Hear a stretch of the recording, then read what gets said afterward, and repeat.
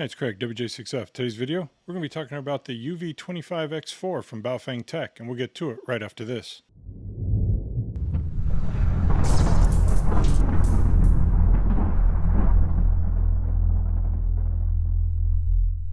Okay, the items you get in the box, you get the mounting bracket, microphone, owner's manual, you get a cigarette lighter style power cord, mounting hardware, microphone mount, and the radio. I also received the Nagoya TB320A tri-band antenna from Baofeng Tech. At the time of the filming of this video, the UV-25X4 is going for $129.89. You can buy it through Amazon or directly from Baofeng Tech. It's 25 watt tri-band radio, uses 2 meters, 1 1/4 meter, and 440. They give you a comparison guide if you want to compare to the UV-25X2, 50X2, 50X3, and again the 25X4. The output power on 2 meters on high power is 25 watts peak, 20 watts average, and for low it's supposed to be 10 watts. For 220 it's 20 watts peak, 15 watts average, and for low power setting it's 7 watts, same with 440.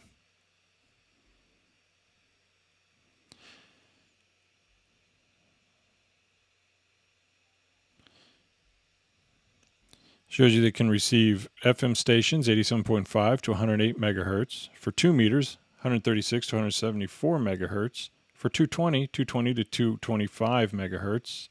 And for 440, 400 to 520 megahertz. Has 200 channel memory, uses a 2-watt speaker. The sizes are 98 millimeters by 35 millimeters by 118 millimeters. Or, in Imperial, it's 3.85 inches by 1.38 inches by 4.65 inches.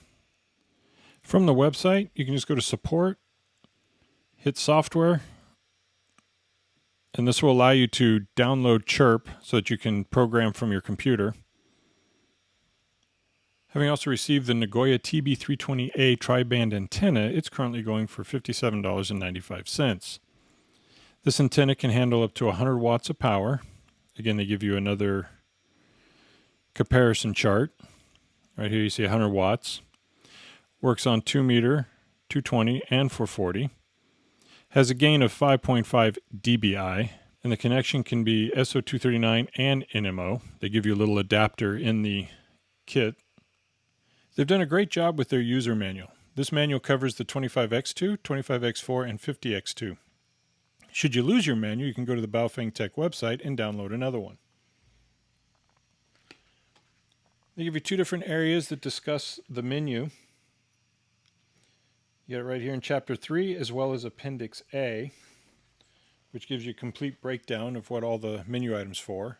Like, for example, from menu item 33 to 43, you can change different areas of the display and change the colors. Talks about how to do the sync. You also get a breakdown of the front of the radio, which tells you what each button does. And they also give you a breakdown for the RJ45 connector in case you would like to make an extension cord for your microphone. It's very well written, had no issues trying to understand it. They also give you a breakdown for how to work the microphone and what each button does, as well as for the color display and icon descriptions. I'm going to go over the menu real quick. And again, the manual has 2 areas for the menu. One is a complete definition, and then in Appendix A, you have kind of a breakdown chart that will help you set everything up.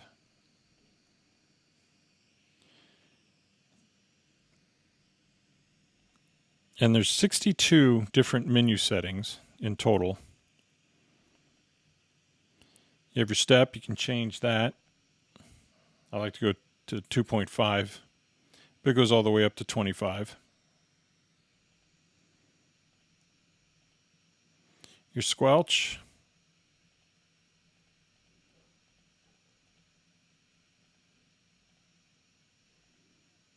Transmit for changing your power from high to low.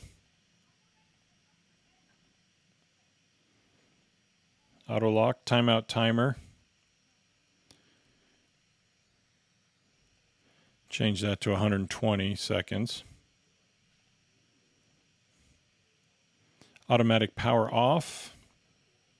Set that to 30 minutes. If you want wide or narrow. If you want the beeps on or off, I turn that off. Here you have your receive DCS, your receive CTCSS, transmit DCS, and transmit CTCSS. If you want to do DTMF,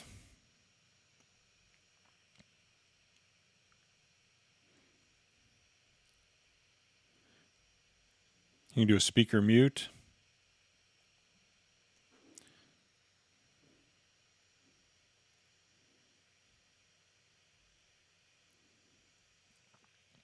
You can put the channel name in if you want. This is one thing you can't do on some radios. Some you can only do the channel name if you're using Chirp or other software. This one allows you to do it from the face.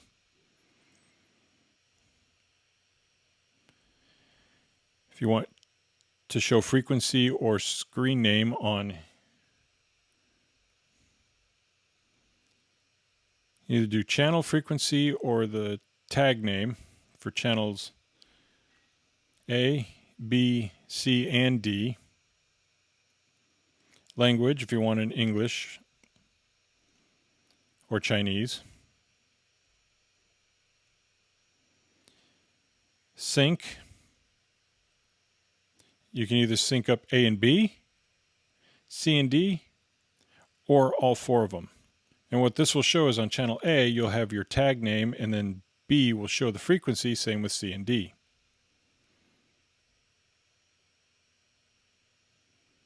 This is the coloring from channels 33 to 43. That'll give you whatever color you want to set for each part of the menu. Or not the menu, for the display. Adding a memory to whichever channel you want, and then if you need to delete a channel, you can do that.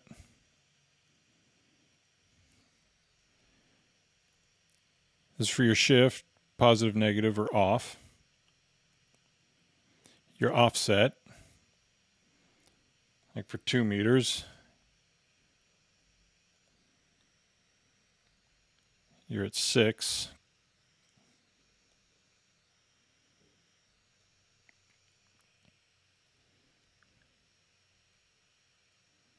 These are for the bursts.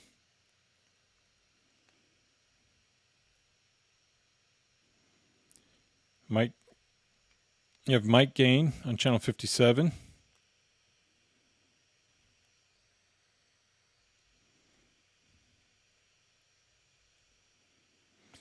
And then on channel 61, you can reset the radio. You can do the whole thing or just the VFO. We're going to be starting with 2 meters. WJ6F testing. We can see we're over 10 watts. For 440, WJ6F testing, we're over 9 watts. And for 220, WJ6F testing, we're at 14 watts, which is really great. Now we'll check the 3 bands on high power. You can see there's a little H right above the 4 in 146.520. WJ6F testing. And we're only getting 13 watts on 2 meters. Let's try 440. WJ6F testing. And we're at 17.5 watts on 440. Now let's try 220. And we're at 30 watts. WJ6F testing. I do recommend this radio, especially if you like 220. For the price, you can't beat this for a tri-band radio. I also really like the size of this radio. You can mount it virtually anywhere. And in a future video, I'll be showing 2 of those ways I plan on using this radio, as well as a video on how to program it from both the front and by using Chirp. I think it's a great radio for people starting out that don't want to spend a ton of cash on some of the other 2-meter radios. I also really like the fact that it's tri-band, being a fan of 220. Really appreciate you taking the time to watch this video. If you have any comments, questions, or concerns, please leave them in the comments section below. If you haven't done so already, please subscribe and don't forget to click on the bell so you'll be notified each time I upload a video. If you'd like to help support the channel, there's a Patreon link in the description area. While you're here, check out one of these other videos, and thanks again for watching.